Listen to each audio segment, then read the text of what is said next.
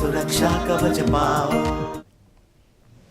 Break के बाद एक बार फिर आप सभी का स्वागत है। अब जानते हैं उस शख्स की कहानी जिसने भारतीय एडवर्टाइजिंग इंडस्ट्री के नाम अपना पूरा जीवन न्यौछावर कर दिया, जिसने विज्ञापन जगत की तस्वीर बदल कर रख दी, जिसने यंग माइंड्स को राह दिखाई। दरअसल विज्ञापन जगत के एडमैन कहे जाने वाले पीयूष पांडे ने दुनिया को अलविदा कह दिया है।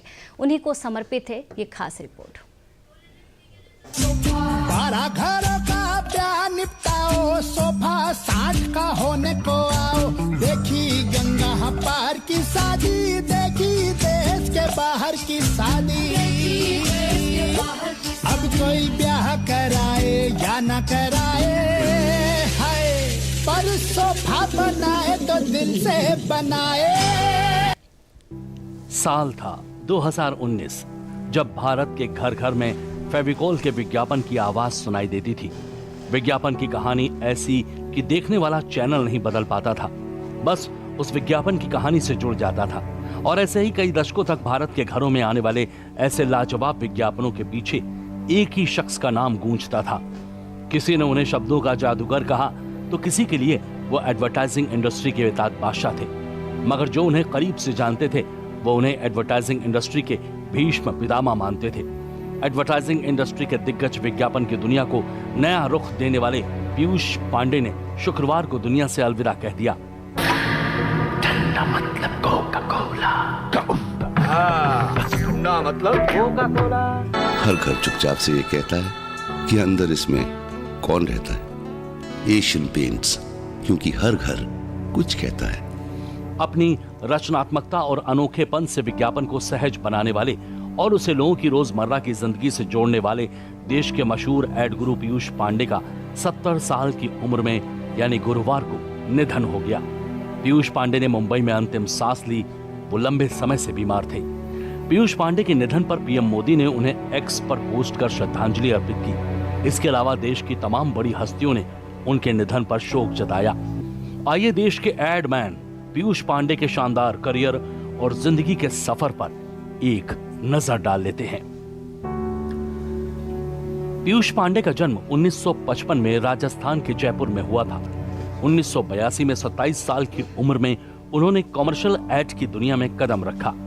वो विज्ञापन कंपनी ओगिल्वी इंडिया में क्लाइंट सर्विसिंग एग्जीक्यूटिव के रूप में शामिल हुए। उनका पहला प्रिंट विज्ञापन सनलाइट डिटर्जेंट के लिए लिखा गया। इसके बाद लूना मोपेट, फेविकॉल, कैडबरी और एशियन पेंट्स जैसे ब्रांड्स के लिए कई प्रसिद्ध विज्ञापन बनाए। उनके नेतृत्व में ओगिल्वी इंडिया ने लगातार 12 वर्षों तक भारत की नंबर 1 एजेंसी का दर्जा हासिल किया। पीयूष पांडे ने कई यादगार टीवी कॉमर्शियल्स भी बनाए।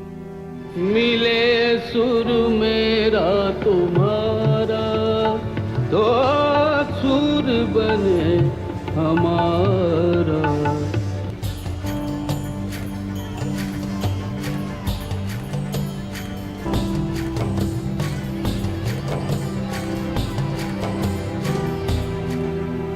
पीयूष पांडे द्वारा बनाए गए विज्ञापन आज भी लोगों की यादों में बसे हुए हैं। उनका योगदान केवल व्यावसायिक विज्ञापन तक सीमित नहीं था। उनकी राष्ट्रीय एकता गीत मिले सुर मेरा तुम्हारा उन्होंने लिखा और कई सामाजिक अभियान जैसे पोलियो जागरूकता और धूम्रपान विरोधी अभियानों में भी उन्होंने सक्रिय भूमिका निभाई। अपने जीवन में एडवर्टाइजिंग इंडस्ट्री में अपने काम के बल पर कई उपलब्धियां भी उन्होंने हासिल की। पहले एशियाई जो कॉन्स लायंस फेस्टिवल में ज्यूरी प्रेसिडेंट बने। 2016 में पद्मश्री अवार्ड से सम्मानित किए गए। 2024 में उन्हें LIA यानी लेजेंड अवार्ड भी मिला। पीयूष को 2016 में भारत सरकार ने पद्मश्री से सम्मानित किया।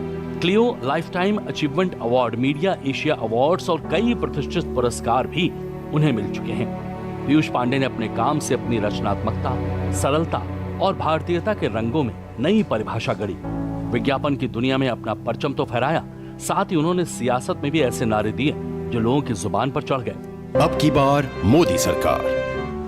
साल 2014 के लोकसभा चुनाव में बीजेपी का चर्चित नारा अब की बार मोदी सरकार उन्होंने ही दिया था।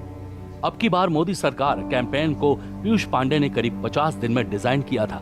ये नारा इतना लोकप्रिय हुआ कि एक अभियान से ज्यादा ये लोगों की जुबान बन गया।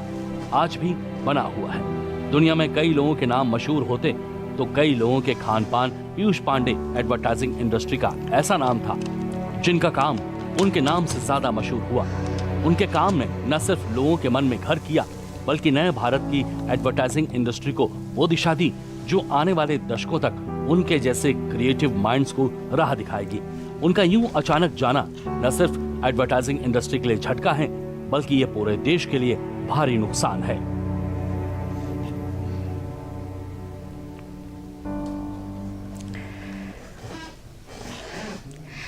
देखिए,